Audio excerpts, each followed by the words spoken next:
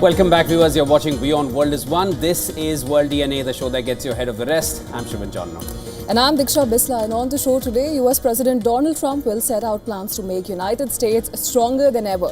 And this is in a televised address to the nation in a short while from now. Anticipation has built around the address as to what Trump might announce, as White House has been tight-lipped. We're going to get you all the details on the show today. Stay tuned. Also on a World DNA, we bring you the updates from the Russia-Ukraine war. At least 32 people have been injured after Russian airstrikes hit the southern Ukrainian city of Zaporizhia. The strike comes as Russian President Vladimir Putin warned Europe against the European leaders' little pigs. That's what he calls it. We'll unpack that and more. Let's start with the headlines.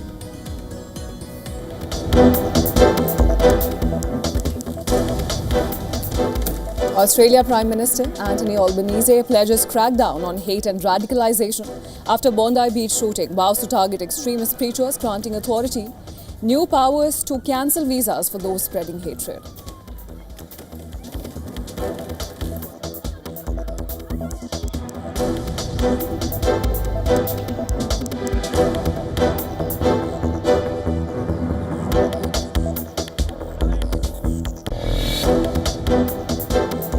At least 32 people, including 5 children, injured in a Russian airstrike on Ukraine's Zaporizhia, targeting blocks of flats and educational facilities.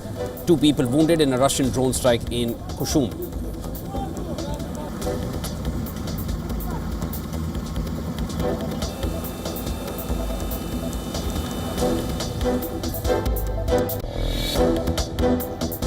Violent acts have taken place. The context has changed. Words have meanings, words have consequences. We will act decisively, we will make arrests. UK police make their first arrest after a new policy targeting pro-Palestinian chants, calling to globalize the Intifada, detaining 5 people at a London protest for public order offences.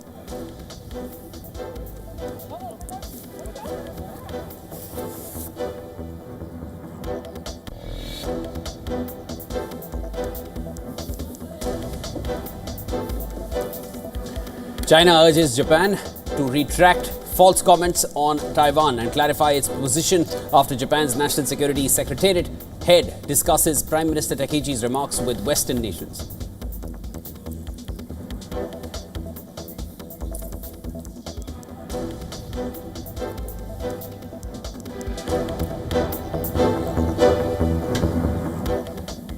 All right, now we're going to cut live to President Trump addressing the media. And of course, this has been anticipated as Trump is going to wrap up everything that he's done in 2025 and what to expect in 2026. Transgender for everybody, crime at record levels with law enforcement, and words such as that just absolutely forbidden. We had the worst trade deals ever made, and our country was laughed at from all over the world. But they're not laughing anymore. Over the past 11 months, we have brought more positive change to Washington than any administration in American history. There's never been anything like it, and I think most would agree.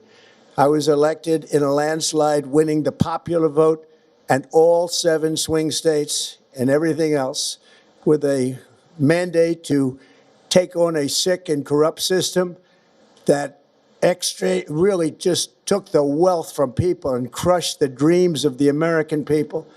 For the last 4 years, the United States was ruled by politicians who fought only for insiders, illegal aliens, career criminals, corporate lobbyists, prisoners, terrorists, and above all, foreign nations, which took advantage of us at levels never seen before. They flooded your cities and towns with illegal aliens. They decimated your hard-earned savings. They indoctrinated your children with hate for America. They just released a level of violent felons that we had never seen to prey on innocent. They caused war. They caused mayhem. They caused a horrible situation all over the globe. But now you have a president who fights for the law-abiding, hardworking people of our country, the ones who make this nation run, who make this nation work. And after just 1 year, we have achieved more than anyone could have imagined. Starting on day one, I took immediate action to stop the invasion of our southern border. For the past 7 months, 0 illegal aliens have been allowed into our country, a feat which everyone said was absolutely impossible. Do you remember when Joe Biden said that he needed Congress to pass legislation to help close the border? He was always blaming Congress and everyone else. As it turned out, we didn't need legislation. We just needed a new president. We inherited the worst border anywhere in the world, and we quickly turned it into the strongest border in the history of our country. In other words, in a few short months, we went from worst to best. We're deporting criminals, restoring safety to our most dangerous cities. Just take a look at Washington, D.C. It's at levels of safety that we've never seen before. And they decimated the bloodthirsty foreign drug cartels. We did that all by ourselves with our people, and we're so proud of it because they were poisoning and destroying our population. Drugs brought in by ocean and by sea are now down 94%. We have broken the grip of sinister woke radicals in our schools, and control over those schools is back now in the hands of our great and loving states where education belongs. After rebuilding the United States military in my first term, and with the addition we are adding right now, we have the most powerful military anywhere in the world, and it's not even close. I've restored American strength, settled 8 wars in 10 months, destroyed the Iran nuclear threat, and ended the war in Gaza, bringing for the first time in 3,000 years peace to the Middle East, and secured the release of the hostages, both living and dead. Here at home, we're bringing our economy back from the brink of ruin. The last administration and their allies in Congress looted our treasury for trillions of dollars, driving up prices and everything at levels never seen before. I am bringing those high prices down and bringing them down very fast. Let's look at the facts. Under the Biden administration, car prices rose 22% and in many states 30% or more. Gasoline rose 30 to 50%. Hotel rates rose 37%. Airfares rose 31%. Now, under our leadership, they are all coming down and coming down fast. Democrat politicians also sent the cost of groceries soaring, but we are solving that too. The price of a Thanksgiving turkey was down 33% compared to the Biden last year. The price of eggs is down 82% since March, and everything else is falling rapidly. And it's not done yet, but boy, are we making progress. Nobody can believe what's going on. Here are just some of the efforts that we have underway. You will see in your wallets and bank accounts in the new year. After years of record-setting falling incomes, our policies are boosting take-home pay at a historic pace. Under Biden, real wages plummeted by $3,000. Under Trump, the typical factory worker has seen a wage increase of $1,300. For construction workers, it's $1,800. For miners, we're bringing back clean, beautiful coal. It's $3,300. And for the first time in years, wages are rising much faster than inflation. Remember that. The wages, just look at it. Wages are going up much faster than inflation. How big is that? Very importantly, there are more people working today than at any time in American history, and 100% of all jobs created since I took office have been in the private sector. Think of that. 100% of all jobs have been in the private sector rather than government, which is the only way to make a country powerful and great. This historic trend will continue. Already, I've secured a record-breaking $18 trillion of investment into the United States, which means jobs, wage increases, growth, factory openings, and far greater national security. Much of this success has been accomplished by tariffs. My favorite word, tariffs, which for many decades have been used successfully by other countries against us, but not anymore. Companies know that If they build in America, there are no tariffs. And that's why they're coming home to the USA in record numbers. They're building factories and plants at levels we haven't seen, AI, automobiles. We're doing what nobody thought was even possible, not even remotely possible. There has never, frankly, been anything like it. 1 year ago, our country was dead. We were absolutely dead. Our country was ready to fail, totally failed. Now, we're the hottest country anywhere in the world. And that's said by every single leader that I've spoken to over the last 5 months. Next year, you will also see the results of the largest tax cuts in American history that were really accomplished through our great, big, beautiful bill, perhaps the most sweeping legislation ever passed in Congress. We wrapped 12 different bills up into one beautiful bill. That includes no tax on tips, no tax on overtime, and no tax on Social Security for our great seniors. Under these cuts, many families will be saving between $11,000 and $20,000 a year, and next spring is projected to be the largest tax refund season of all time. Because of tariffs, along with the just passed One Big Beautiful Bill, tonight I am also proud to announce that more than 1,450,000, think of this, 1,450,000 military service members will receive a special, we call Warrior Dividend before Christmas, a Warrior Dividend. In honor of our nation's founding in 1776, we are sending every soldier $1,776. Think of that. And the checks are already on the way. Nobody understood that one until about 30 minutes ago. We made a lot more money than anybody thought because of tariffs, and the bill helped us along. Nobody deserves it more than our military, and I say congratulations to everybody. And by the way, we now have record enlistment in our military, and last year we had among the worst recruitment numbers in our military's history. What a difference a year makes. In addition, I'm doing what no politician of either party has ever done, standing up to the special interests to dramatically reduce the price of prescription drugs. I negotiated directly with the drug companies and foreign nations, which were taking advantage of our country for many decades, to slash prices on drugs and pharmaceuticals by as much as 400, 500, and even 600%. In other words, your drug costs will be plummeting downward. And I used the threat of tariffs to get foreign countries who would never have done it to pay the cost of this giant dollar reduction. They stopped ripping us off, and it began as of 4 days ago. There has never been anything like this in the history of our country. Drugs have only gone up, but now they'll be going down by numbers never conceived possible. It's called Most Favored Nation. And no president has ever had the courage or ability to get this done until now. The first of these unprecedented price reductions will be available starting in January through a new website, TrumpRx.gov. And these big price cuts will greatly reduce the cost of health care.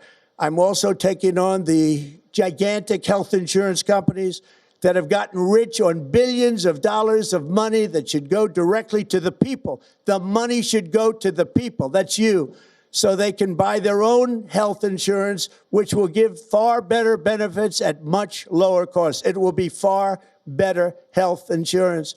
The current Unaffordable Care Act was created to make insurance companies rich. It was bad health care at much too high a cost.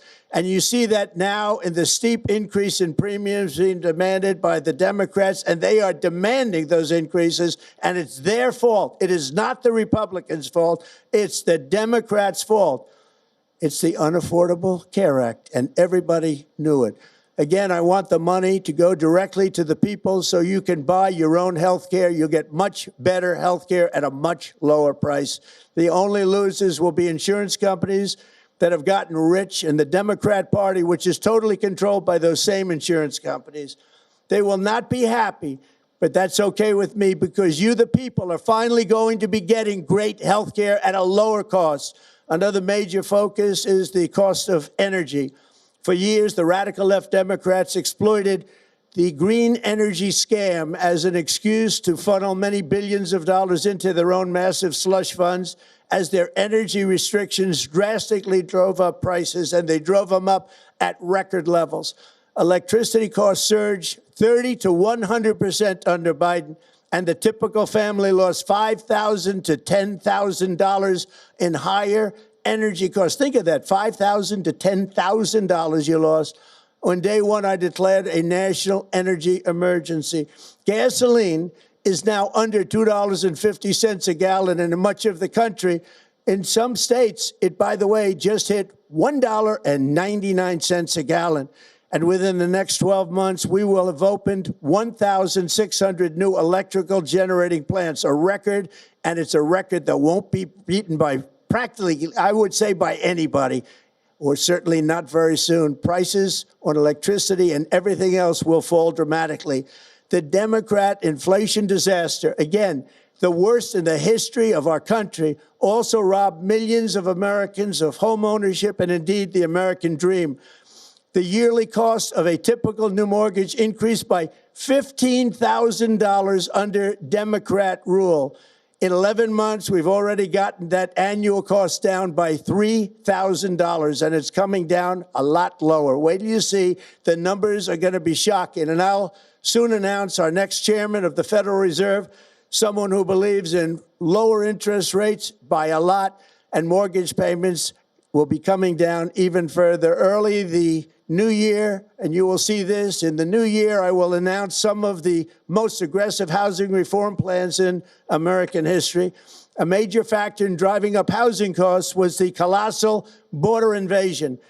We have never been invaded. This is the worst thing that, frankly, in my opinion, the worst thing that the Biden administration did to our country is the invasion at the border. The last administration and their allies in Congress brought in millions and millions of migrants and gave them taxpayer-funded housing while your rent and housing costs skyrocketed. Over 60% of growth in the rental market came from foreign migrants. At the same time, illegal aliens stole American jobs and flooded emergency rooms, getting free health care and education paid for by you, the American taxpayer. They also increased the cost of law enforcement by numbers so high that they are not even to be mentioned. For the first time in 50 years, we are now seeing reverse migration as migrants go back home, leaving more housing and more jobs for Americans. In the year before my election, all net creation of jobs was going to foreign migrants. Since I took office, 100% of all net job creation has gone to American-born citizens, 100%. In the end, government either serves the productive, patriotic, hardworking American citizen, or it serves those who break the laws, cheat the system, and seek power and profit at the expense of our nation. Look at Minnesota, where Somalians have taken over the economics of the state and have stolen billions and billions of dollars from Minnesota and indeed from the United States of America. And we're going to put an end to it. For so long as before my election, the vast majority of good and decent Americans were forced to watch as corrupt politicians plundered the halls of power, exploited our taxpayers, and pillaged every system that makes civilized society function. But not anymore, and you see that every day, not anymore. We're putting America first, and we are making America great again. Very simple. We are making America great again. Tonight, after 11 months, our border is secure. Inflation has stopped. Wages are up. Prices are down. Our nation is strong. America is respected, and our country is back, stronger than ever before. We're poised for an economic boom, the likes of which the world has never seen. Soon we will host the World Cup and the Olympics, both of which I got. But most importantly, we will celebrate the 250th anniversary of the Declaration of Independence. There could be no more fitting tribute to this epic milestone than to complete the comeback of America that began just 1 year ago. When the world looks at us next year, let them see a nation that is loyal to its citizens, faithful to its workers, confident to its identity, certain to its destiny, and the envy of the entire globe. We are respected again like we have never been respected before. To each and every one of you, have a Merry Christmas and a Happy New Year. God bless you all.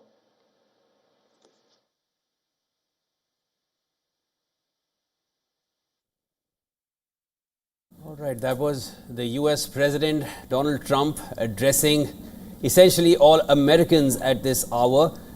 Nothing much was known about what he's going to mention in this speech, and a lot of announcements have been made, starting with, of course, a lot that he said about what his administration has done, which the previous dispensation, referring to the Biden administration, there was a lot of comparison there. But he's essentially mentioned that on day one, he took steps to stop the invasion of US southern border. He's made it the strongest border, calling it the worst that he got, making it the best as of now. But apart from that, of course, the announcements that he's made, he's mentioned that over 1,450,000 military personnel will be getting a warrior dividend in the US, and they'll be receiving a little over about $1,776 per soldier. They'll be having that in their account. Largest tax cuts are yet to come in 2026, and families are going to save anywhere between $11,000 to $20,000 a year in the year to come. So this is essentially looking forward towards 2026. And during the address, Trump has talked about the historic accomplishments notched by his administration over the past 11 months, and also has highlighted how they were handed and how he inherited essentially a corrupt system, and all the efforts that his administration has made has led to America becoming great again. And the main pointers that he highlighted were, of course, the issue of immigration, how the economy is better than ever, which he has graded A++++, and how he has tackled how the administration has essentially tackled the issue of affordability. Apart from that, again, we heard claims of how the administration has stopped 8 wars in 10 months. And how can we miss tariffs? Of course, as he's mentioned, tariffs are his favorite word, and how they have boosted the American economy. Apart from that, it's also to be noted how this narrative setting and how the claims that have been made are also going to add to the midterm 2026 elections, which are on the head, and how this kind of No, and definitely, he's been speaking about all that he's achieved in the last 10 months. A lot has been spoken about the wars.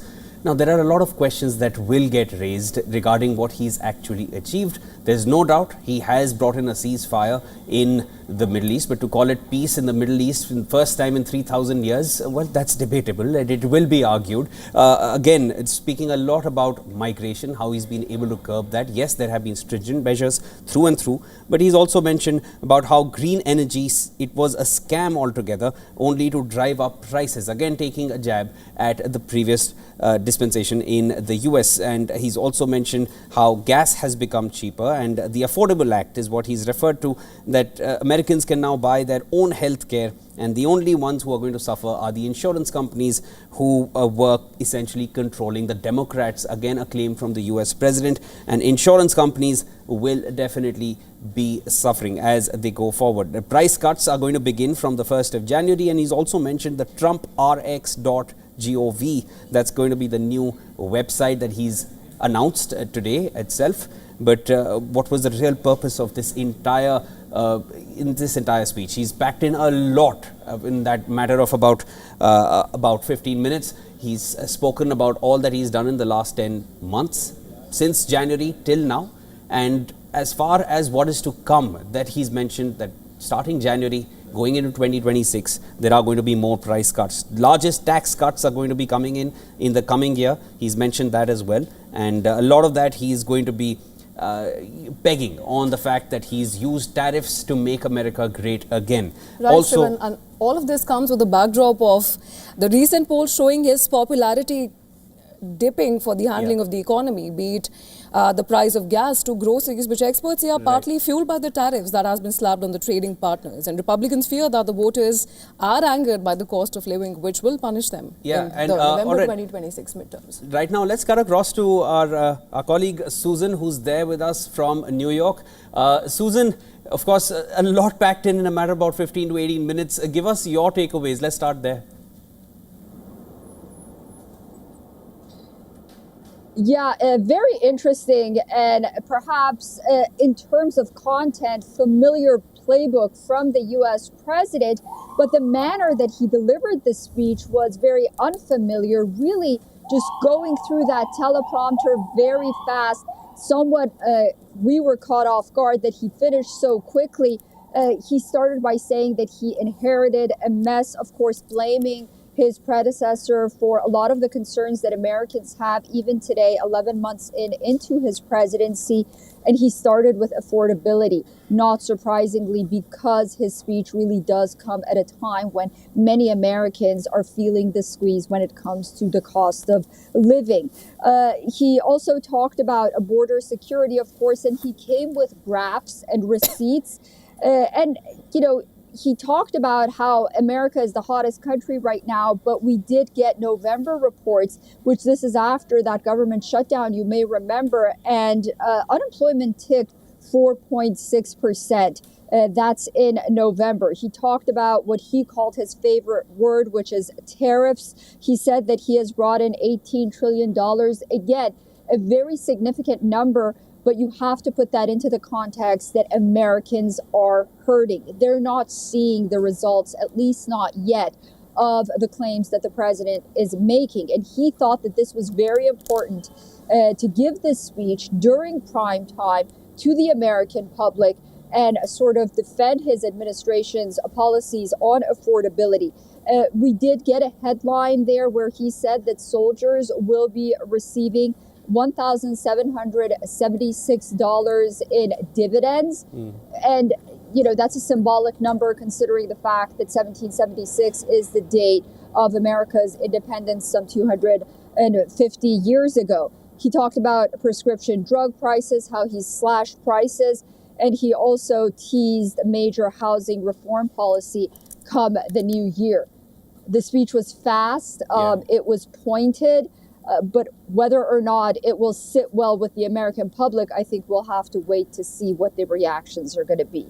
Thanks, Susan. Stay with us. I'll now cut across to our guest who's joining us here on World DNA, Eugene Craig III, who's joining us from Washington, D.C. He's a political analyst. Mr. Craig, as my colleague Susan said, a familiar playbook, but brought about in a rather unusual manner. He really paced through that teleprompter. It was almost difficult jotting down everything that he was saying at that speed. What has brought about, or what would be the key highlights from this speech, or from all the announcements that he's made on affordability and everything else? Let me start there.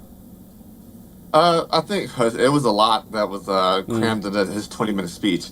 Like Susan said, I think the biggest thing, that probably the biggest takeaway immediately, is going to be the dividend that our service members are going to receive, and we always want to take care of the troops. Freedom isn't free, and you know, thank God for the American military that's able to provide, you know, safety for essentially the world. You know, the first into a lot of major conflicts, and you know, I'm always going to be supportive of taking care of our servicemen.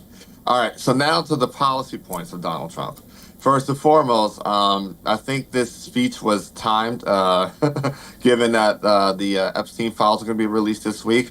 Also, you have to keep in mind Christmas is next week. People are spending money. People are feeling the pain. Part of the Trump administration's rhetoric and campaign they've been on this entire year is that affordability is a myth, when in reality, beef is up, food is up. Items, you know, Christmas time right now, Trump has been saying your kids need less toys, when in reality, he's a billionaire that's out of touch, right? On top of that, housing's up. He talked about a new Federal Reserve chair. The current Federal Reserve chair made it very clear in the last week that, you know, no matter how much they cut interest rates, it's not going to deal with the housing. It won't have an effect on that current housing supply, which is the real pressure on why housing is so expensive, both on the ownership side and the rental side. When it comes to actual job creation and job losses, the Bureau of Labor Statistics, you know, has been delaying their reports for weeks and months at this point. You know, we've been dependent upon ADP and other private companies that actually handle payroll. And what we're seeing is that America's already in the jobs recession. So, you know, this was the president's last-ditch effort before going into full swing of the midterms in 2026, the next year's election, which essentially will start. It's already started, but it'll be in full swing after the holidays. to make his case to the American people and try to also like create an alternate reality that most Americans just aren't living in going into Christmas next week. Right, Mr. Craig, and as you've mentioned, affordability was a key point of contention here. And with criticism mounting over the living costs and wages, how do you think Trump's framing, including his tease that he was handed and he has inherited a bad economy and how he has turned it around, how do you think that is going to be interpreted in the context of the approaching 2026 midterms? Well, the thing is this, right? It's one of two things, right? He either was given a good economy and he's made it bad, or he was given a bad economy and made it worse, right? But was a bad economy was the one that he handed Joe Biden in 2021 when Joe Biden took over during the middle of coronavirus, COVID-19, right? And had to literally rebuild the American economy for the American middle class and lower class and worker. Donald Trump was handed a red-hot economy and is actively running it to the ground with his tariffs, with policies. Congress essentially is going to move forward with and let Americans' healthcare costs skyrocket over the next couple months. The health insurance costs skyrocket over the next couple months. These are every major pressure point that the American consumer could experience. The Trump administration is essentially putting pressure on that pressure point. There's a reason why, American cattle ranchers and beef producers are at war with the administration right now. Because of the price of beef that's being artificially increased because of Trump policies. Eugene, stay with us. Let me cut across back to our colleague Susan. Susan, of course, Eugene Craig, he's voiced his opinions, and of course these are concerns that regular Americans have, and we'd like to understand, you are in New York, for regular Americans, how happy are they really with these changes that have come in the last 10 months and all that the Trump administration, essentially the US president is patting his own back here, and you hear a lot of, but the approval ratings are still slipping. There is a huge irony there staring us in the face. Give us your opinions on how things are on a day-to-day basis. Yeah, you can't underestimate the issue of affordability, and President Trump and his administration understood that. And I agree with Eugene, the timing of his speech was curious. It does come at a time when Americans are struggling. The issue of affordability is making headlines on a daily basis. And Americans are going to the grocery store and they're not seeing the changes that the president is touting about when they go shopping in their everyday lives. But it also comes, as Eugene said, on the eve of the deadline for the release of the Jeffrey Epstein files. So, the timing, you just can't underestimate that. That's very curious as well. And we'll have to wait and see what comes out tomorrow. But nonetheless, I think I was looking online, and I think when you talk to people generally when it comes to President Trump's policies, while there are Republicans that are concerned, usually, again, the support for him continues to fall along party lines. Those that believe in his policy, in his administration, they continue to have faith in his message that things are going to get better. And I just want to say, it's just a very familiar tone. I remember when the Biden administration was defending its economic policies and the issue of affordability, Nancy Pelosi and others would say that we have a messaging problem. We're doing very well, but we can't relay this message to the American public. This just seems eerily familiar, that it seems like this administration also wholeheartedly believes that they're doing the best they can and things are looking up, at least from their perspective. And there was a messaging problem, and maybe that's why they thought the president should go on prime time and really try to convince the American public that everything is good. But unless and until the American people feel it, really, as Eugene said, especially during the holiday season, it doesn't matter how many charts and graphs President Trump puts up. It's not going to have the same effect. Right, and building on what Susan has just said, Eugene, I want to come back to you and understand that we've seen in the past the pattern of Trump communications, be it his social media to his speeches. There's a pattern of strategic diversion that we have seen, where certain topics are amplified to suppress some others or just to distract them for at least the time being. And the timing is essential for this particular address. Do you think that tonight's address fit that pattern? And if so, what are the topics that have been amplified at the cost of others? Yes, I do think that fits his pattern. Look, he didn't talk about healthcare. Right now, technically as of 2 days ago, the window for Americans to sign up through the marketplace and exchanges through the Affordable Care Act closed. People are going to see their healthcare prices soar without the subsidies that have been provided by the federal government over the last couple of years.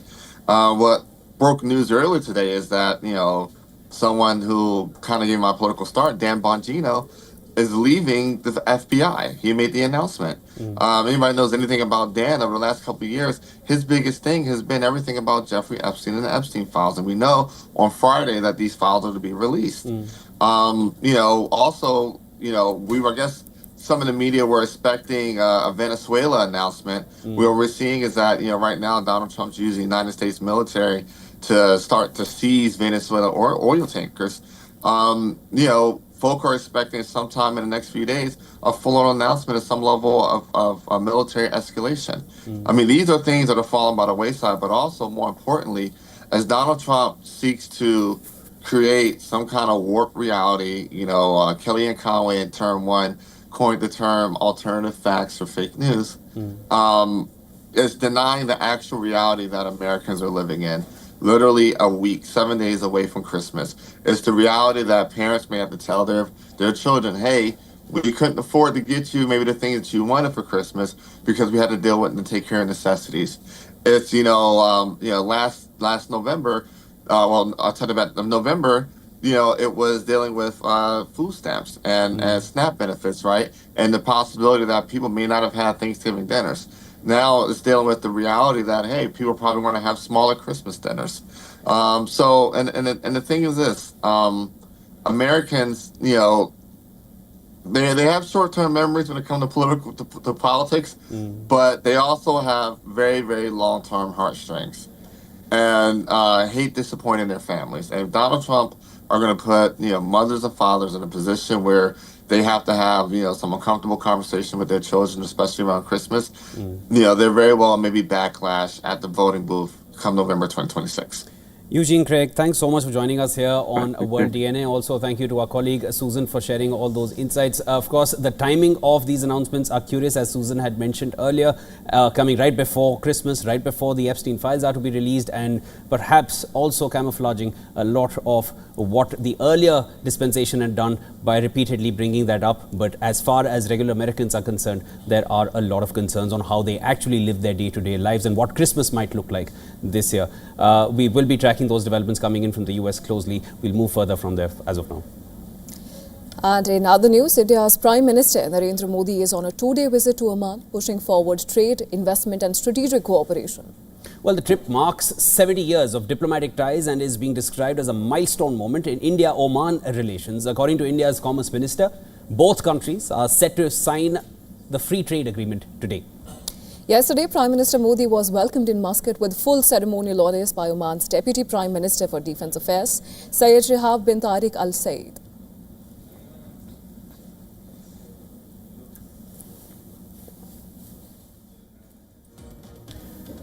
In a powerful show of support, the Indian community in Muscat turned out in large numbers to welcome Prime Minister Modi. The atmosphere at his hotel was electrifying, and it filled with patriotic cheers and waving flags. Prime Minister Modi joined the Indian diaspora, for a celebration of the Indian heritage, featuring specially curated cultural performances.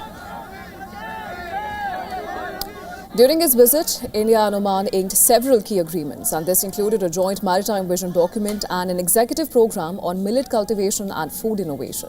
In addition, 4 memoranda of understanding were signed to strengthen ties in maritime heritage and museums, scientific research and skill development, agriculture and industrial cooperation between the Oman Chamber of Commerce and Industry and the Confederation of Indian Industry. Prime Minister Modi's visit at the invitation of Sultan Haitham bin Tariq is centered on strengthening the strategic partnership between India and Oman, with a particular focus on trade and economic cooperation. Both countries are expected to sign the proposed free trade agreement, FTA, that would offer immense opportunities in a number of sectors, including textiles, footwear, automobiles, gems and jewelry, renewable energy and auto components as well.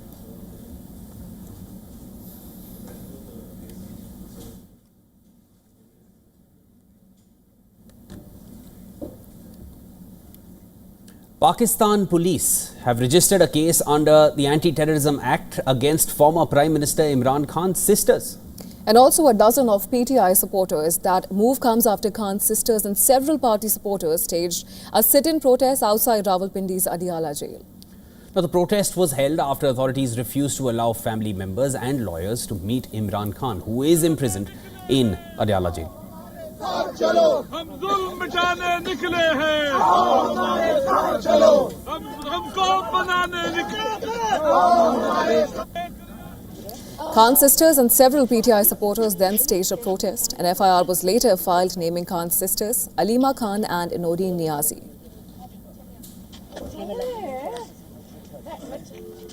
Reports also suggest that authorities have invoked Section 120 of the Pakistan Penal Code, which deals with criminal conspiracy against the state. Charges of attacking police personnel and violation of Section 144 have also been invoked. At least 14 PTI supporters have been arrested so far.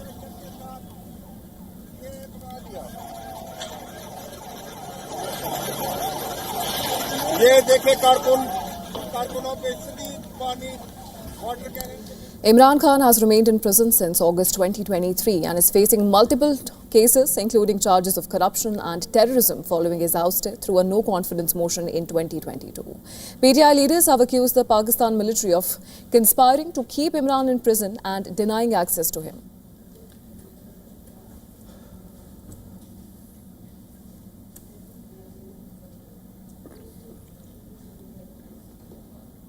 With tourist numbers climbing back to record highs, Nepal has decided to start tracking the foreign visitors digitally from the 1st of January. And this is in order to boost safety and cure visa misuse in the country. All foreign visitors will be required to register detailed accommodation information through the central government's database.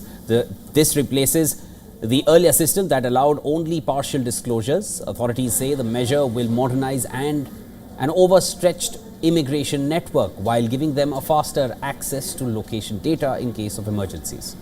The Himalayan nation is home to 8 of the world's 10 highest mountains. It attracts hundreds of thousands of trekkers to routes such as Everest and Annapurna, where rugged terrain, isolation and extreme weather have long posed safety challenges. The authorities say the new system, which plugs into Nepal's Foreign Nationals Management Information System database, will make it easier to locate missing travelers. The foreign visitors registration system was initially scheduled for a September rollout. However, it was delayed amid nationwide anti-government protests that resulted in the ousting of former Prime Minister KP Sharma Oli and saw several hotels set ablaze. According to the World Travel and Tourism Council, tourism is a pillar of Nepal's economy, contributing 6.6% to gross domestic product and supporting more than 1 million jobs in 2023. The system's first phase will cover Kathmandu's star-rated hotels in January next year. It extends nationwide by March to include trekking, tea houses, travel agencies, currency exchanges and other tourist facilities.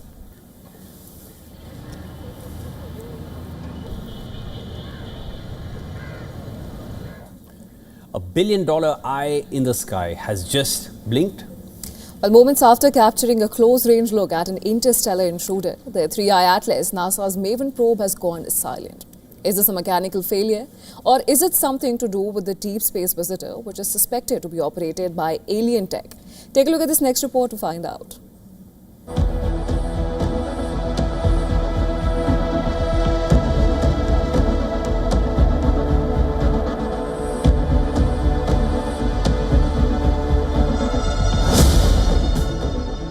Something very strange is happening as the interstellar object, the 3i Atlas, is nearing the Earth. This time NASA is scrambling for answers. NASA's MAVEN spacecraft, orbiting Mars for more than a decade, had just done something extraordinary. It captured these images of 3i Atlas, the mysterious object slicing through our solar system at blistering speed. Then, without warning, MAVEN stopped talking.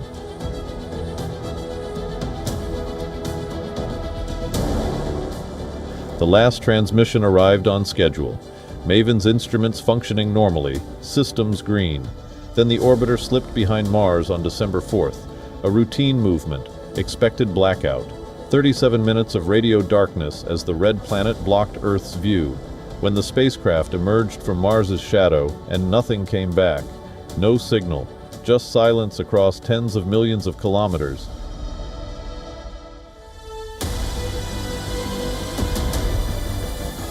While space probes can malfunction, but here the timing is interesting.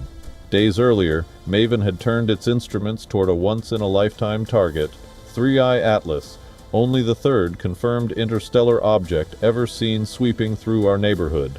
Science. From Mars orbit, it snapped images of the comet as it tore past at over 240,000 kilometers per hour.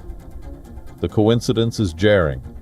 3I Atlas is an object from beyond our star system, behaving with a chemical intensity that has already baffled astronomers. As the visitor nears Earth, MAVEN was supposed to be zoom in, but that camera has now gone silent. NASA engineers are working around the clock. Is it a software glitch triggered by the comet's unique radiation? Or did the interstellar visitor contain particles that affected MAVEN's sensitive sensors? Speculation is reaching fever pitch within the scientific community.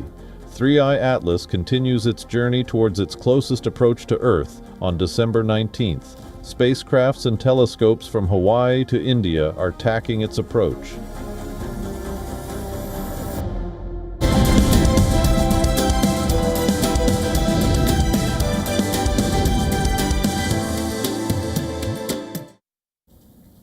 And as we count down to the new year, we put the spotlight on the UK economy for the year gone by and look at the cues to watch for investors and consumers in 2026. Take a look.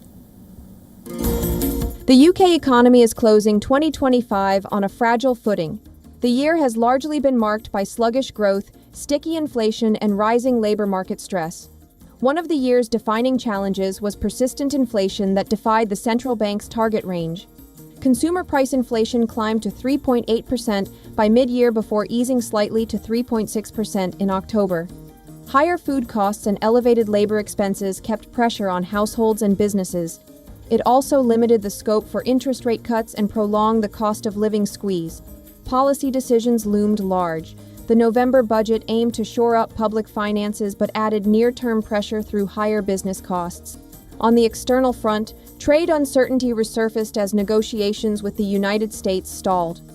That complicated prospects for export-led growth just as global demand softened. Financial markets told a split story. The benchmark FTSE 100 surged more than 18%, buoyed by multinational earnings, while the more domestically focused FTSE 250 posted modest gains. Looking ahead at 2026, investors and businesses will watch UK's inflation data closely, assess the timing of rate cuts, track labor market resilience, and look for clarity on trade relationships. Whether 2026 brings recovery or further drift will hinge on easing price pressures and restoring confidence at home and abroad. Bureau Report, WION World is One.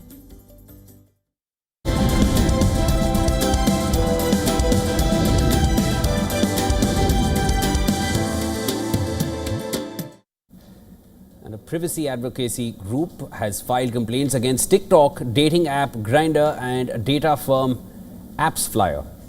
This is accusing them of illegally tracking users across apps without their consent and also exposing sensitive personal data in a breach of European Union privacy laws. The complaints were filed in Austria by Vienna-based organization called None of Your Business, or NOYB. Well, this NOYB said that the companies violated the EU's General Data Protection Regulation, or GDPR, by allowing user activity to be tracked and shared across different apps without clear permission. At the center of the complaint is an alleged data link between TikTok and Grindr, facilitated by mobile marketing analytics firm AppsFlyer. NOYB claims TikTok was able to see a user's activity on other apps, including their use of Grindr, raising serious concerns about the handling of highly sensitive data.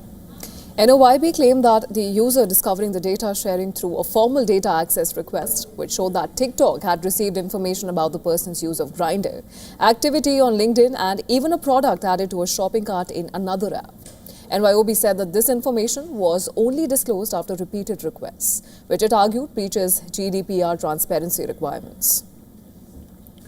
According to NOYB, TikTok used the data for purposes including personalized advertising, analytics, and security. But the group argued that GDPR provides special protection for sensitive data, including information related to sexual orientation, which could expose users to discrimination or harm if misused. NOYB said that neither Grindr nor AppsFlyer had a legal basis to share the data with the TikTok. The group is calling on Austria's Data Protection Authority to intervene, and the group has urged regulators to order the companies to stop the practice and to impose fines where they seem appropriate.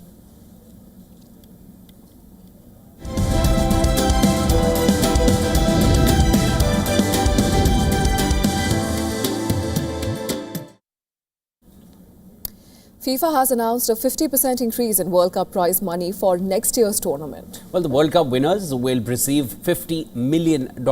Argentina received $42 million in prize money after Lionel Messi inspired them to glory 3 years ago. Following a meeting of the FIFA Council in Doha, FIFA announced that the total World Cup prize fund for the next year's World Cup is $655 million, and it is an increase of almost 50% from the $440 million distributed to teams taking part in the last tournament in Qatar in 2022. The runners-up of the next year's tournament will be awarded $33 million. Those who fail to progress beyond the group stage will get $9 million. In addition, each qualified team will receive $1.5 million to cover preparation costs. This means that all participating member associations are each guaranteed at least $10.5 million. The announcement from FIFA comes amid criticism over the price of tickets at the tournament.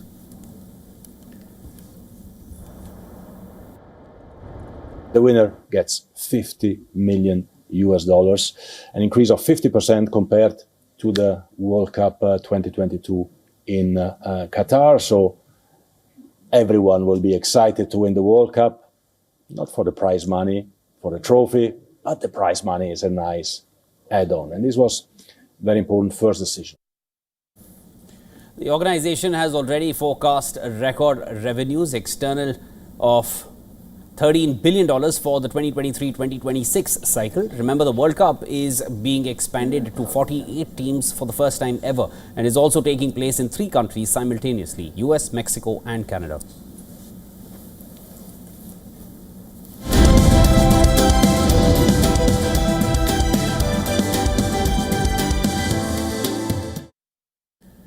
Hollywood rolled out the red carpet in Los Angeles. Stars Sydney Sweeney and Amanda Seyfried, they headlined the premiere of the psychological thriller The Housemaid alongside co-stars Brandon Sklenar and Indiana L and director Paul Feig. Take a look at this report.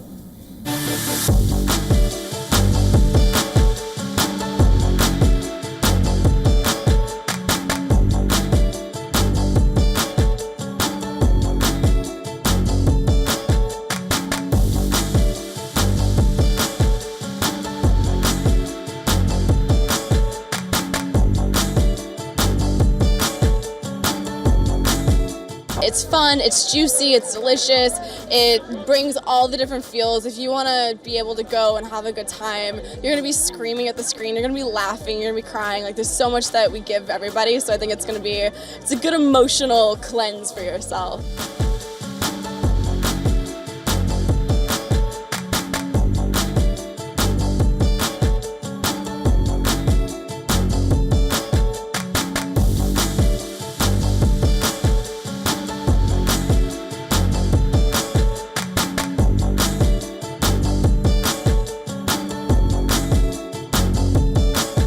Everything that happens is very earned, and the way you feel at the end will be, I think, cellularly shifted in the best way. I don't know how else to describe it, but it's something that you're going to want to talk about.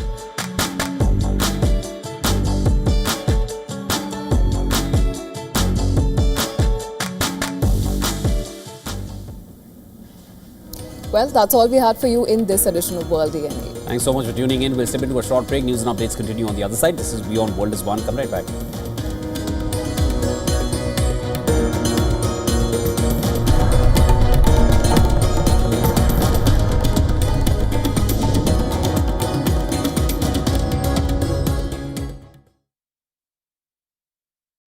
Rashtriya Swayamsevak Sangh.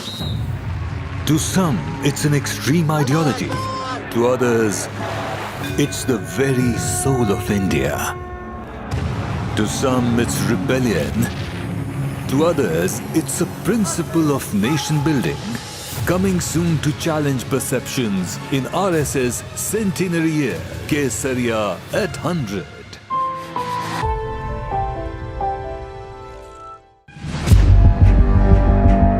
Where darkness hides behind every corner. Where the truth is stranger than fiction. A show that dives deep into the story.